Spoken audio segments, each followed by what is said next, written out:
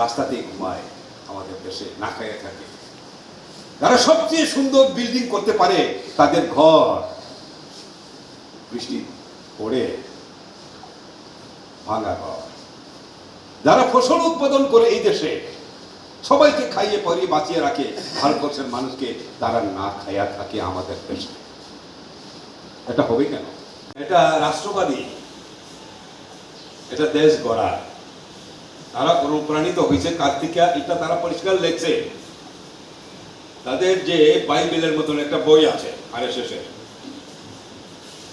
এই বইটার নাম হয়েছে উই और आवर नेशनहुड डिफाइन। আসলে পুঁজিবাদের সর্বোচ্চ পর্যায়। আর RSS এর যে ফ্যাসিজম, এটা হলো পুঁজিবাদের মধ্যে সবচেয়ে নিকৃষ্টতম যে চেহারা এটা। কাজেই এটা কোন রকম ভাবে আমাদের ভারতবর্ষের জন্য মঙ্গল হতে পারে না। হিটলার মুসলিনের যে ফ্যাসিবাদ, যেটা পৃথিবীর সবচেয়ে নিকৃষ্টতম মতবাদ, সবচেয়ে ঘৃণিত মতবাদ, যে মতবাদ দ্বিতীয় মহাযুদ্ধ বাদিয়েছিল, 5 কোটি লোক ধ্বংস হয়েছিল যে যাদের কারণে, সেই ফ্যাসিবাদের প্রতি তারা অনুপ্রাণিত হয়।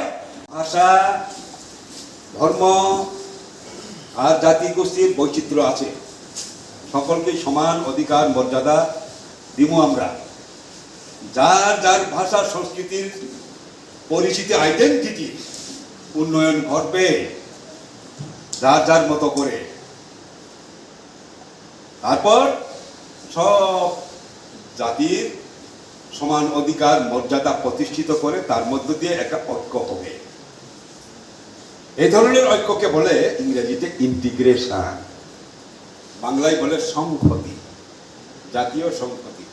এখানে বাঙালি থাকবে, বিহারি থাকবে, অসমিয়া থাকবে, ট্রাইবেল থাকবে, সব যার যার ভাষা সংস্কৃতির উন্নতি ঘটাবে, আবার মিলেমিশেও শান্তি সম্প্রীতির মধ্যে থাকবে।